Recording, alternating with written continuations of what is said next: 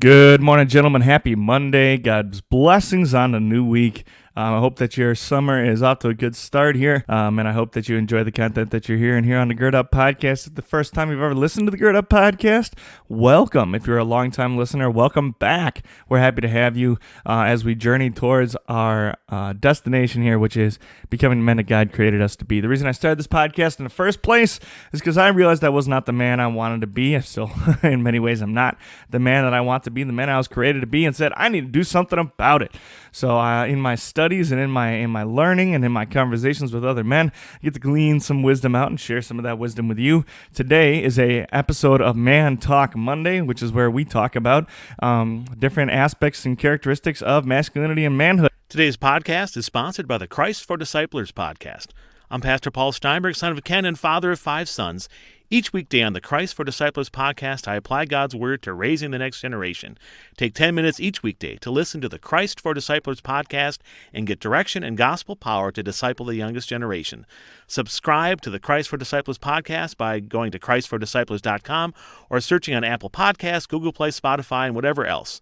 ChristForDisciplers.com.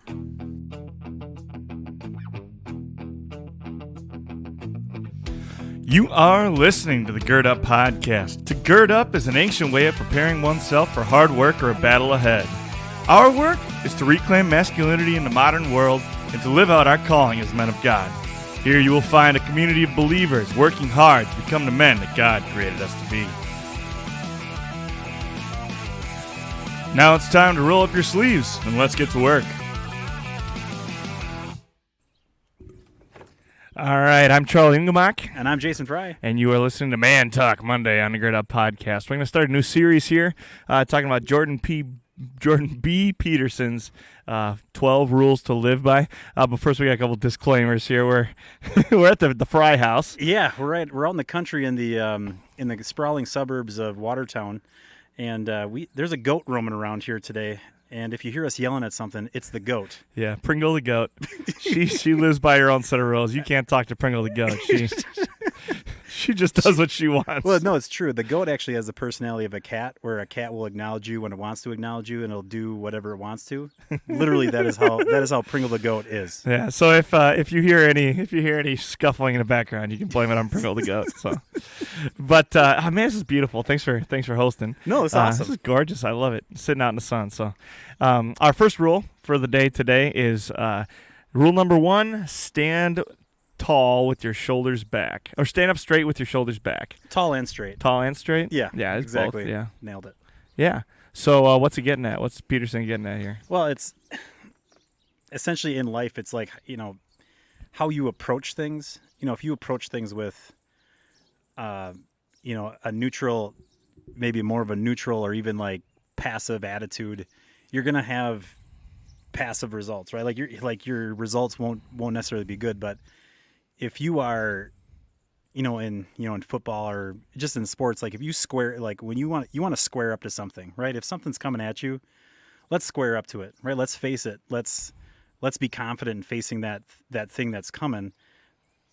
Your percentage, you may not be successful, but your percentage of being successful goes up just by being ready for it, right? Having confidence what you're doing, standing up straight, shoulders back, to take it as best as you can. Absolutely. Yeah. Yeah. And I think that, and that kind of goes in 2 directions then. And so he talks about the lobsters and the territorialism of the lobsters. You want to talk about the lobsters a little bit? Oh man. Go ahead. I kind of, getting into this book, I'm like, why are we talking about lobsters? It's like, come on, man. Come on, Jordan. You're a smart guy. Well, he essentially goes through like, lobsters have kind of they have their own hierarchy, right? Like you have the most successful lobsters all the way down to essentially the loser lobsters is what he calls them. But, lobsters set themselves up to have their home set up. They have their area clear of material and making sure that when they molt, they have a good spot to kind of harden up after they shed their shell or their skin, and they need a good space to harden up again, right? Well, the most successful lobsters, the lobsters that win, have the best setup, right? They have a place where they can do that. Not only that, with that success comes like the first choice of mates with the female lobsters. And what is really interesting is the lobsters that tend to win, the successful lobsters, they have a higher amount of serotonin running through their system, and serotonin is kind of like it's one of those we'll call it chemicals or whatever, like that allow endorphin. It's like it's a confidence booster, right? Well, it's the exact opposite in terms of the loser lobsters, the loser lobsters, Little loser. right? So the lobsters that have a habit or routine of losing, the chemicals in their brain get reset to have less of that confidence and less of that serotonin run through their system, and they continue to lose. Right. It kind of like rewires their brain to be Absolutely. inferior lobsters, like they're loser lobsters then. And so then, like once they start that pattern of losing, they also start to recognize that other lobsters are better lobsters than them, right? Yeah. And so they're like literally, you'll have a larger lobster or a lobster that's won a lot will turn and just posturize at other lobsters, and oftentimes that lobster won't even mess with the bigger lobster. And so Jordan Peterson goes and talks about how that is something that applies to humans. Then the idea that if you think about your physical posture, you standing up straight with your shoulders back, you're ready for anything, right? Like there's nothing's going to take you off your feet. It doesn't necessarily mean that you're like going to be under attack and you need to be prepared for it. But if something did happen, even if it was just tripping and falling, you're not going to fall flat on your face. Mm-hmm. You have your balance. You're standing up straight. You can catch your balance on the way. But it should you end up under attack. Like all that stuff, right? You're ready to go. You're prepared. And the same thing goes with your mental condition and your emotional condition and your spiritual state. You need to be prepared. You need to be balanced. You need to be squared up to the challenges that you're going to face, because life is not going to be sunshine and rainbows all the time.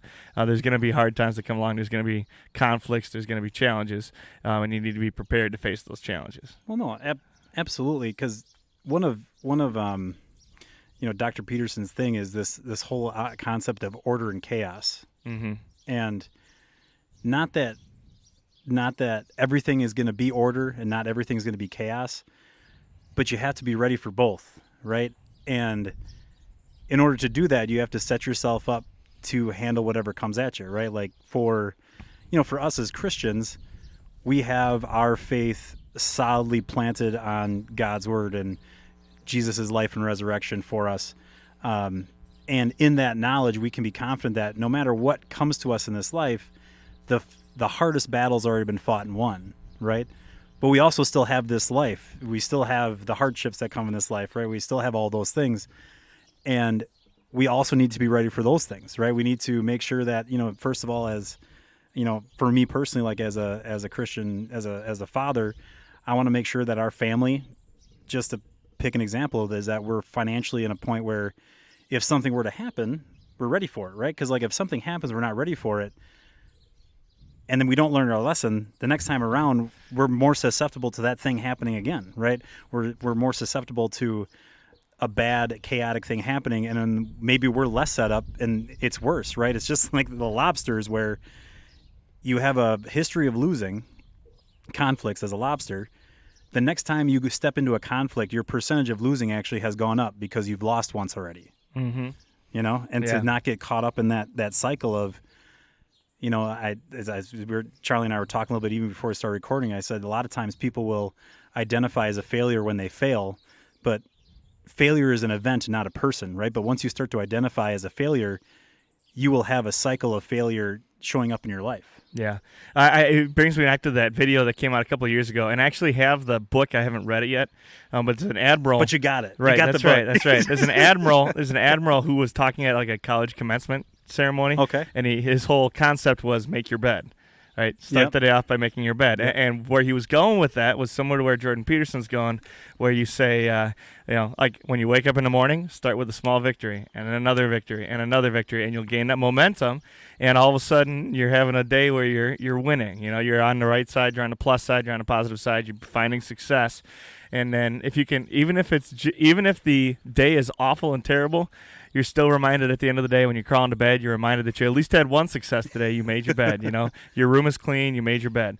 And just that idea of momentum, the momentums of life, It's really easy when things start going bad to start heading down that spiraling path of failure, and that means another failure. But then some point you got to put your foot down and you start going back in the other direction. Start with small wins, small victories, and build it back up. And you're going to be fine. Well, right. And I think that, we've talked about a lot of lobsters today, right? Yeah. Like it's been a We're about to be a couple of lobsters and we keep sitting out here in the sun. I know, right? Just soaking in the vitamin D right now. But with, the idea of having a small victory every day, think about like what you're doing on a daily basis. And, I often found myself like I go through stretches of days where it's like, you just kind of get like lethargic almost. Like, I don't know if like Charlie kind of, like you just like know that feeling, right? Where like you wake up and like maybe you set an alarm and you hit snooze like 30 times or something like that, right? And you were supposed to get up early to like go for a run or go work out or just get up and read or something like that. And then you miss that chance, right? What are the chances that the rest of the day for the plans that you had are going to also fall through, right? Yeah. Like one of my favorite things is it stinks to get up at 4:30 in the morning, but like that's like the only time I can get up and then go work out. And on the days that I do that, the rest of the day, even if like things get thrown at me that day, man, I just feel so much sharper to handle those things. Whereas if I say, hey, I'm gonna go work out tomorrow, and then I sleep through it, the rest of the day is kind of like it's almost hard to salvage if you're not careful, So Yep. Yeah, awesome. So rule number 1 from Jordan B. Peterson is stand up straight and tall with your shoulders back. Absolutely. Awesome, guys. Have a great week. See ya.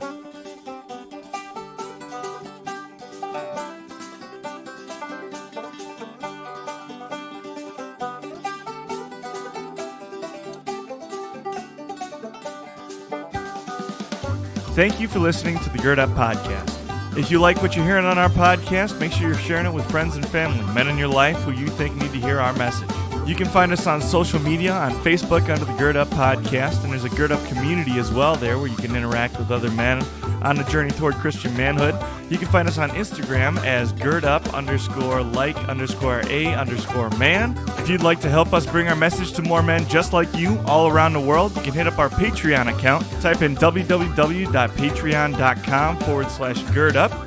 And finally, please leave a 5-star rating or review on whatever platform you use to listen to our podcast, whether it's iTunes or Spotify. What that does is it helps us get more attention in the podcast world and bring more men to our message. Thank you again for listening to our podcast. Thank you for all the ways you support us and help spread the word. Until next time, go gird up and be the man that God created you to be.